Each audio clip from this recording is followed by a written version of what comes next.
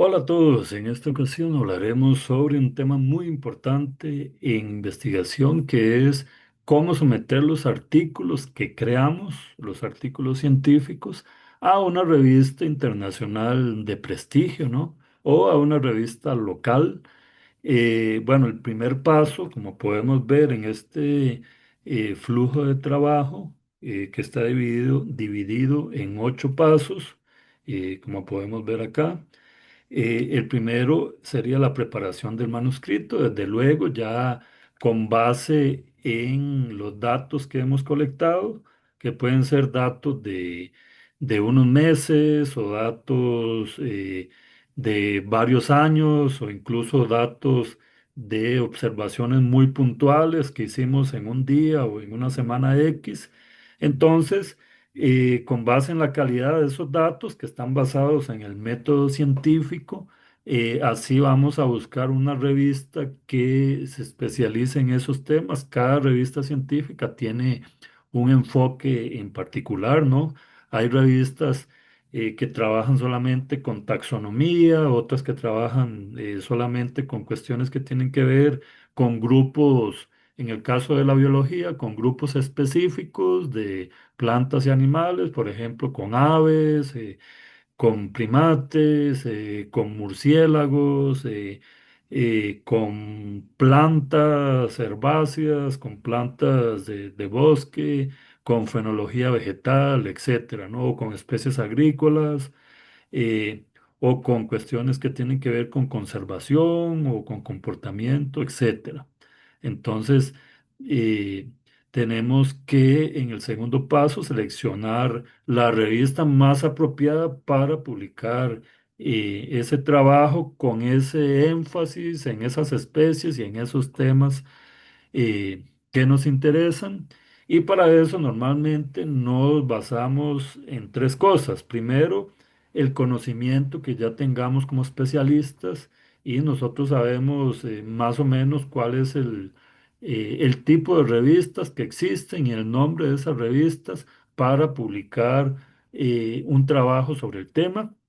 Eh, También tenemos que revisar la página web de cada una de de cada una de esas revistas para ver cuáles son los objetivos o el tipo de publicaciones o temas que son el punto o el foco que tiene esa revista.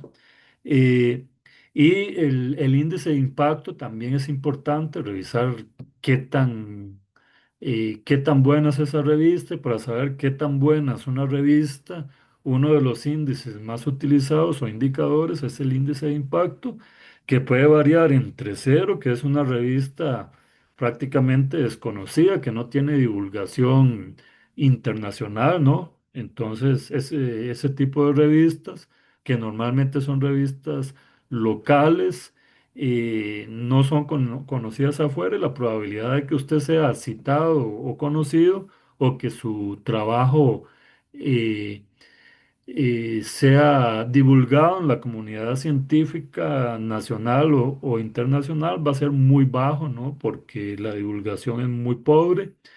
Y hay otras revistas que pueden llegar a tener un índice de impacto de casi 300, ¿no? Como algunas revistas que trabajan con investigación en cáncer.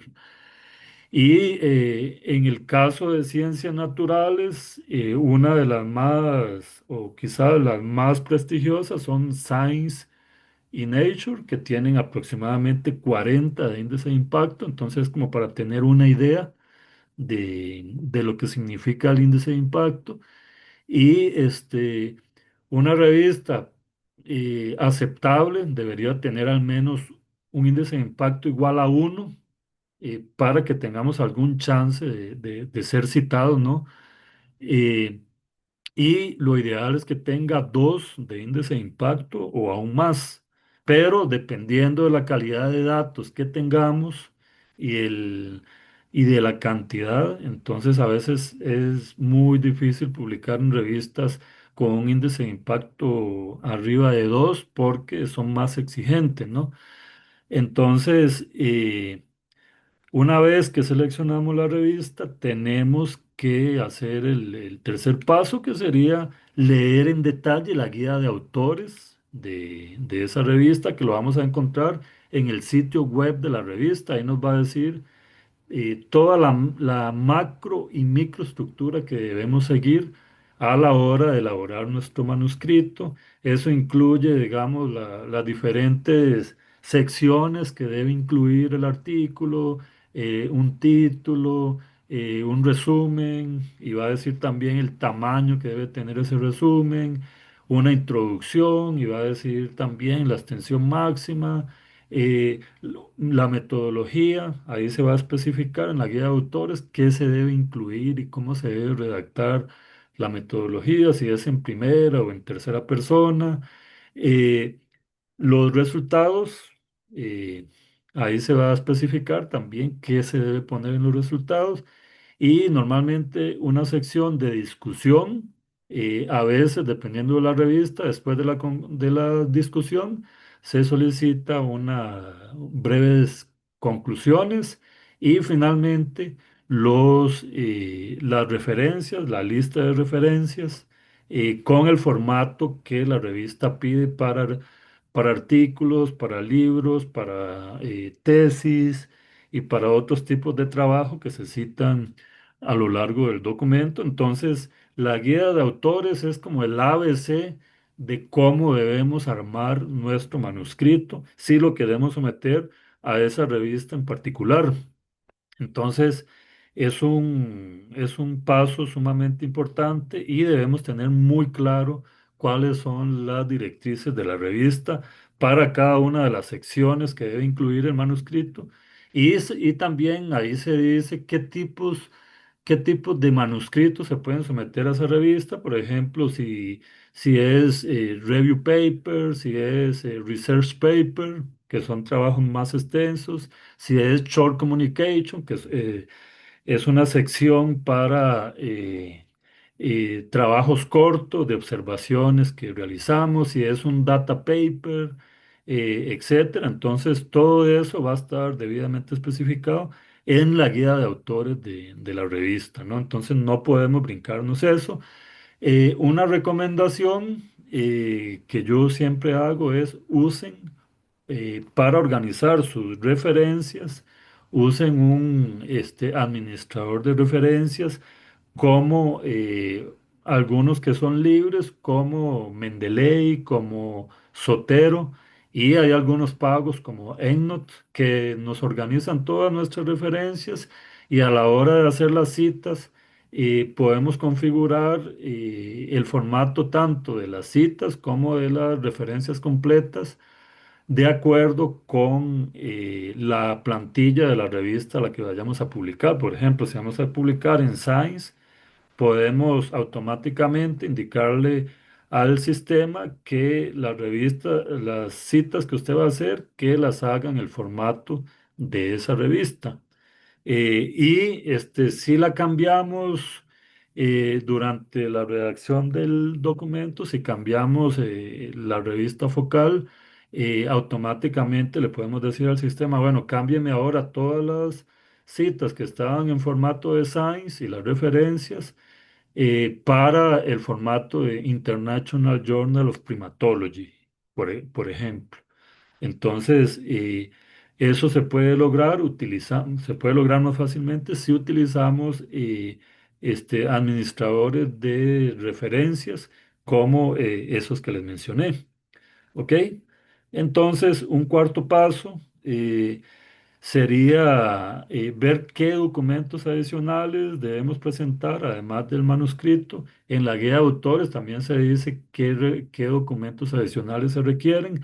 Normalmente se solicita una cover letter o carta de presentación del artículo, donde indicamos brevemente, es una página más o menos, eh, ¿en qué consiste el impacto del artículo? ¿Cuál es la novedad? ¿Cuáles son los principales resultados? Sería como una forma de divulgar eh, eh, previamente nuestro artículo y este, indicar al editor, porque es dirigida a los editores de las revistas, indicar al editor. básicamente hacerle un resumen más bien de lo que trata el artículo e intentar convencerlo de que en realidad es un trabajo que vale la pena publicar por su novedad, porque está llenando un vacío de conocimiento, etcétera. Y al final esa carta va firmada, o al menos se pone los nombres de todos los coautores y se guarda como PDF y luego se va a anexar a los documentos que pide la revista, ¿no? Algunas revistas, por ejemplo, International Journal of Primatology, no solicita la cover letter, pero muchas otras revistas sí la solicitan, entonces no podemos someter el trabajo sin brincarnos ese paso, sin anexar la cover letter, porque probablemente el editor nos va a rechazar el artículo o nos va a solicitar que adicionemos la cover letter y ahí tendríamos que reiniciar el proceso de sumisión o de envío del artículo en línea, ¿no? Ese es el paso 5 que sería el envío del artículo en la plataforma que tienen las revistas. La gran mayoría de revistas internacionales tienen una plataforma digital donde viene un apartado que se llama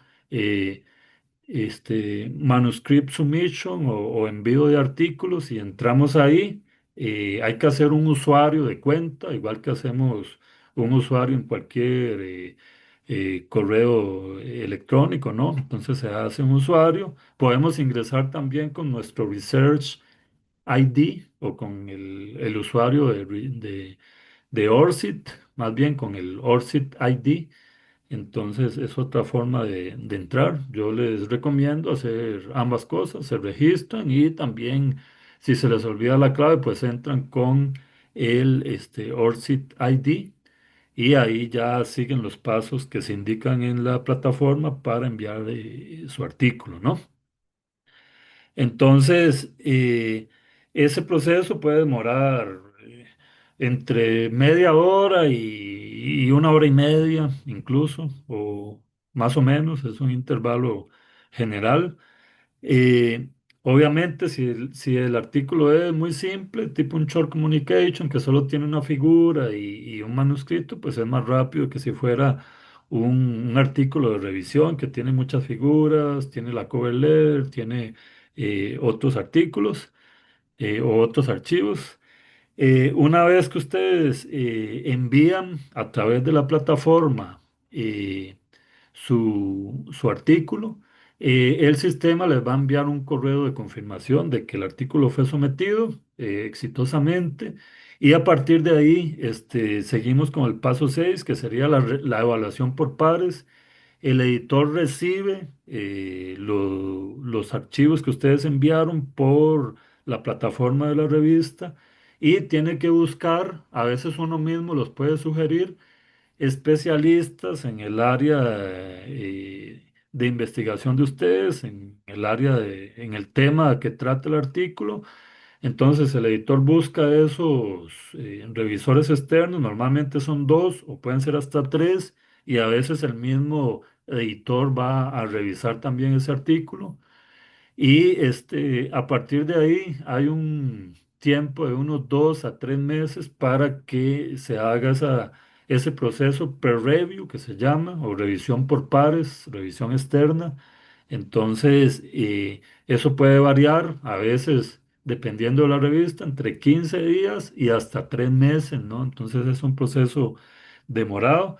Y una vez se completa el plazo 6, los mismos revisores tienen que enviar a través de la plataforma de la revista su revisión y el editor, una vez que tiene todas las revisiones de los revisores externos, hace una síntesis de los principales sugerencias, comentarios y correcciones que están solicitando los revisores externos y en base también a su propia revisión toma una decisión que sería lo que llamamos la carta respuesta.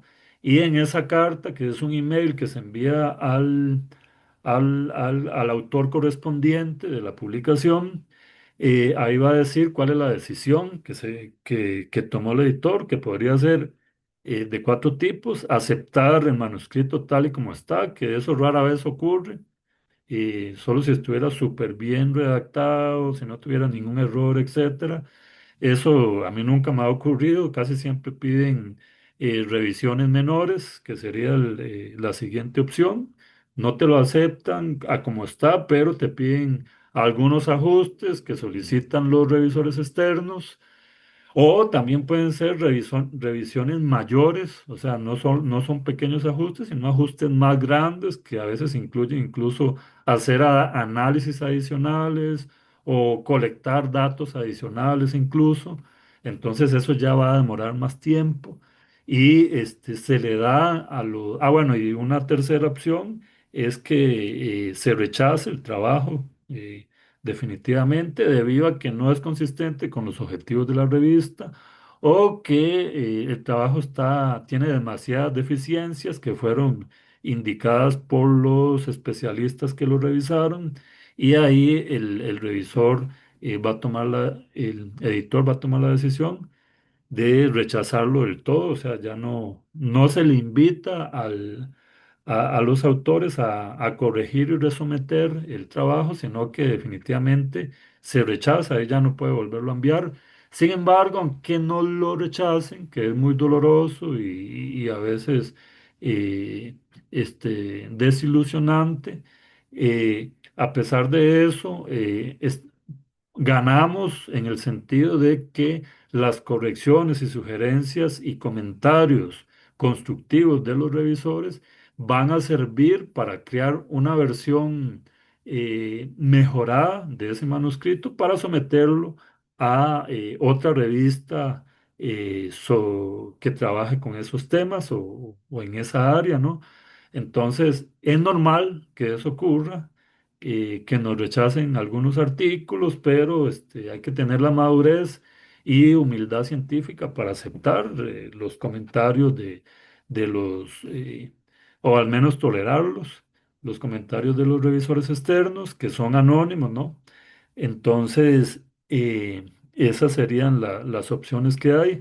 En caso de que no nos lo rechacen, tendríamos unos 2 a máximo 3 meses para hacer esas correcciones y volverlo a enviar. O sea, volveríamos al paso 5 de nuevo, ¿no? Tenemos que enviar la versión corregida con todas las correcciones que nos piden los revisores externos. Hay que hacer una carta. En este caso, habría que hacer una carta. Si nos pidieron minor o major revisions, habría que hacer una carta al editor indicando uno por uno cuáles eran las sugerencias o comentarios o observaciones de los revisores, de cada uno de los revisores, y cuál es su respuesta a cada uno de esos comentarios, o si los corrigió o si no los corrigió. Normalmente a veces gasta uno menos tiempo implementando esas correcciones que intentando justificar por qué no las va a hacer, ¿no? Ambos procesos requieren tiempo. Hay que convencer al editor de que tal sugerencia no viene al caso por X y Y razón, y a veces demora uno más tiempo en eso que implementando la corrección. Algunas correcciones sí son simples de hacer y tienen mucho sentido, otras hasta podríamos no estar muy de acuerdo, pero tenemos que justificar nuestra respuesta a cada uno de esos comentarios en esa carta respuesta a los revisores, que se somete junto con la versión corregida aquí de nuevo en el paso 5. Y vamos a tener entre 1 y 2 meses más o menos para que el editor envíe eso a los revisores externos, que pueden ser los mismos o pueden ser otros, y ellos nos van a dar otra retroalimentación. Van a decir que está bien como está, que nos felicitan, o que aún falta corregir tal y tal cosa. Entonces, dependiendo de lo que nos digan en el paso 7 de nuevo, habría que hacer. implementar las nuevas correcciones y volver de nuevo al paso 5. A veces hay que resometer un trabajo hasta dos o tres o hasta cuatro veces, ¿no? Entonces eso va aumentando el tiempo eh, de publicación, pero hay que tener paciencia. A veces solo con una segunda ronda o una tercera ya se acepta el documento. En caso que la respuesta sea aceptar el trabajo aquí en el paso 7, el editor lo va a decir en ese correo que le envía al autor correspondiente y a partir de ahí ya podemos estar felices porque ya fue aceptado el trabajo, ya incluso lo podemos citar como un trabajo impress y tarda como entre 15 entre 15 días y un mes y medio en salir publicado en la versión en línea, ¿no? Entonces, ahí ya entraríamos al paso 8 que no sé si se ve bien aquí, que sería la parte ya de publicación y divulgación del trabajo en la página de la revista y ya va a aparecer en los motores de búsqueda, en Scholar Google, en Web of Science, etcétera. Entonces, y nuestro trabajo va a tener un DOI, entonces ya a partir de ahí ya es una publicación científica oficial. Una cosa que se me olvidó decirles, en el paso 2 a la hora de seleccionar la revista, otro aspecto que hay que tomar en cuenta, y más que todo para los latinoamericanos, es si la revista tiene tasas, lo que llaman tasas de publicación o costos de publicación, que a veces son costos excesivos, pueden variar entre $50 y hasta $200 por página, y hay artículos que tienen 15 páginas, ¿no? Entonces puede resultar muy oneroso o muy costoso publicar una revista o un artículo en una revista científica de alto impacto, puede llegar a costar hasta 5.000. Cuando sale barato son $500 en una revista que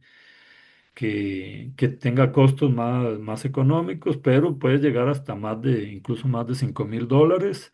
Entonces, lo que se hace ahí, o otro criterio que utilizamos es buscar revistas de alto impacto que no tengan costos de publicación en la versión digital, al menos no tengan costos de publicación para los autores. Entonces, hay varias revistas incluso con más de 10 de índice de impacto que no tienen costos de publicación en la versión digital. Entonces, no tendríamos que pagar para ser publicados. En el resto de revistas de alto impacto, en la gran mayoría, sí hay que pagar y mucho dinero para ser publicados. Eh, entonces, en esos casos, otra cosa que se puede hacer es eh, que alguno de los coautores se haga cargo de pagar esos costos, algún coautor que sea de una universidad europea o estadounidense, porque esas universidades sí cubren los costos de publicación. Eh, en el caso particular nuestro, por ejemplo, en el caso de la Universidad de Costa Rica, esos costos se cubren solo una vez al año y por un monto máximo de $1.200. O sea, si la tasa de publicación supera los $1.200, correspondería a los coautores pagar el resto del dinero o intentar llorarle un poco a los editores de la revista para ver si le hacen un descuento. Eh, entonces, o otra opción, buscar fondos adicionales para poder financiar la publicación de esos trabajos. Bueno, entonces vamos a hacer un ejemplo práctico de un artículo que vamos a someter hoy, un short communication, en el siguiente, en el siguiente tutorial, en la parte 2 de este tutorial. Entonces nos vemos en breve.